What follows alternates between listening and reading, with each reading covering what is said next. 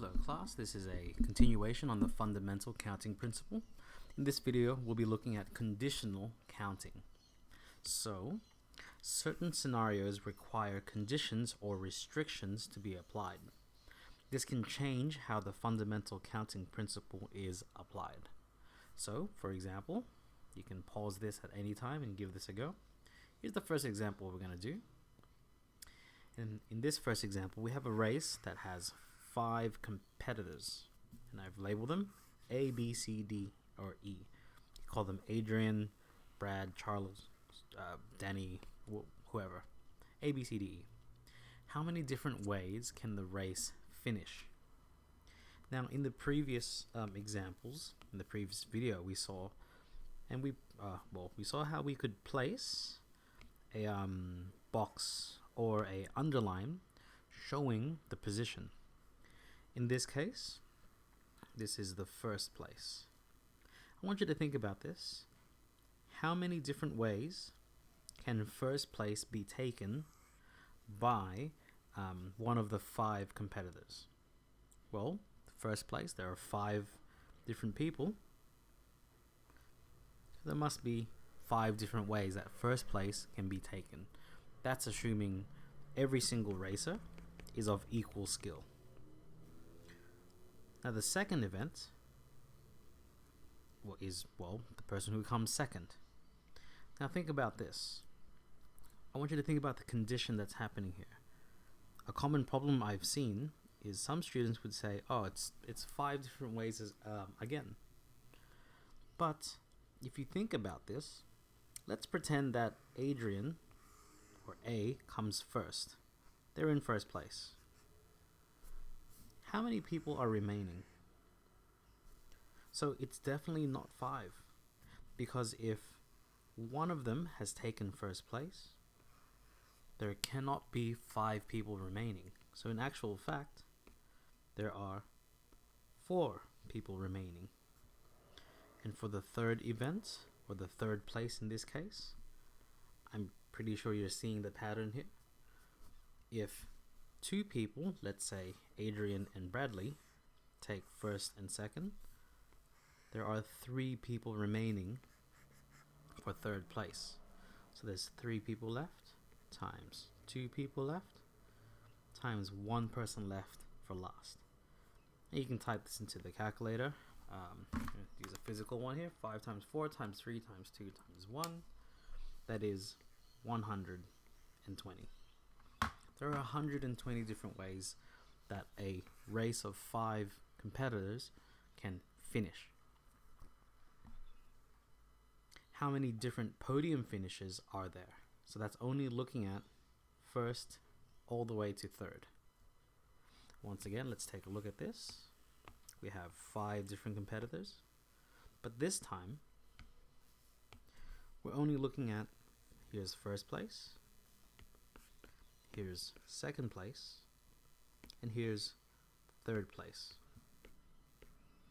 How many different ways can first place be taken? Well, currently no one has 1, so there are 5 different ways that first place can be taken. Well, if one of these people, one of the competitors, takes first place, there must mean there's only 4 people left. And for this one, well, if one person takes first and another person takes second, that must mean there are 3 people left. And this here is the total number of different podium finishes that are possible from 5 different people. Notice how the condition only looks at the first 3, and we count it according to that. 5 times 4 is 20, times 3 is 60 different ways. And here we go. Assume every competitor is of equal skill. What is the probability Charles, who is one of the competitors, is on the podium? So Charles could be first, second, or third. Okay, so let's simulate this.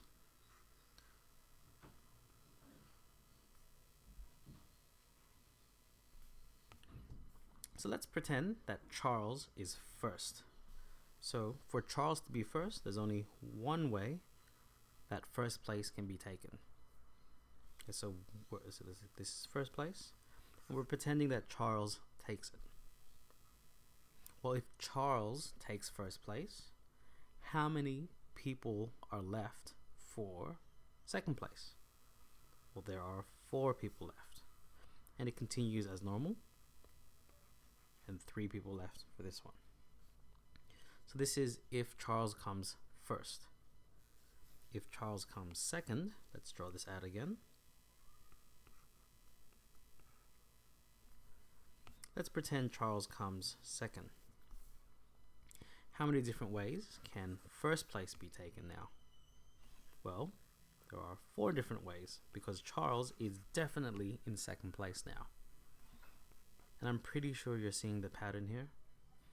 So this is 12 different ways. This is another 12 different ways. And one last time, if Charles comes third,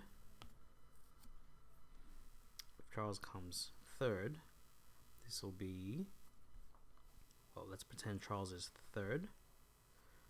Well, there are 4 people left for first and 3 people left for second. And there we have it. 12 times 3. There are 36 different ways that Charles finishes on the podium. Oh, and the probability that Charles is one of the 5 competitors, well, we take the number of ways that he is on the podium, and we divide it by the total number of ways there are total combinations. That's the total. And there we have it. That's the probability that Charles comes first, second, or third. So in general, notice how we can model the situation by using these underlines or boxes and literally simulating the scenario just by the numbers and some problem solving. So the problem with these is that they're so varied and not all types of questions can possibly be covered. Generally, it's best to account for the restriction or the restrictions first, as I've shown you here. By that I mean, if we said that Charles has to be one of the people on the podium, we simulate that first. In this first one, we pretended Charles is first, we pretended he was second, and then we counted the rest. And in this one, we pretended he was third, and then we counted the rest. So we account for the restriction first. And one last tip is for some scenarios, another tip for some scenarios is to be open-minded to what are positions and what are objects to go into those positions. So for example, in what we've seen so far, the place in the race are the positions, and the competitors are the objects that go into those positions. So in first place, there are 5 possible ways. In second place, there are 4 possible ways, and so on. So these numbers represent the people who could go into those positions. Well, sometimes what you think to be positions and think to be objects can actually switch. That's a bit of a spoiler to this last example here. Danny has only 4 different types of chocolates to give away, but 6 of his friends are asking for 1. How many different ways can the chocolates be given away? Now, some people might think of this to go, well, there are 6 people and 4 chocolates. They would think that the people are the positions, so then they go, here are my positions, 1, let's just copy paste this, 1, 2, 4, 6. Alright, and they say, here's the first friend. The first friend could get 1 chocolate, the second friend could get 1 chocolate, the third friend could get 1 chocolate and the fourth friend could get 1 chocolate. Notice how this doesn't quite make sense. But even if we did this, if the first friend gets 4 different chocolates, there's 4 possible ways he could get the first chocolate. The second friend could get 3 possible chocolates, 2 and 1. This doesn't quite make sense, because how do we account for the last 2 people? In this scenario, as I've just mentioned here, you can switch what you think to be positions and objects. So rather than think of the friends as the positions and the chocolates to be the objects that go into those positions, we switch them around. So in this case, here are the 4 different chocolates. So 1, 2, 3, 4. Here are the 4 different chocolates. And here's chocolate 1. He's the first chocolate. The first chocolate could go to 1 of 6 possible friends. The second chocolate could go to 1 of 5 possible remaining friends. And I think you get the idea. The third chocolate could go to 4 different possible friends.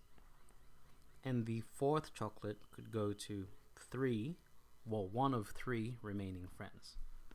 So in total, using the calculator, 6 times 5 times 4 times 3, there are 360 different ways that Danny could give out his 4 chocolates, 1 to each of his 6 different friends.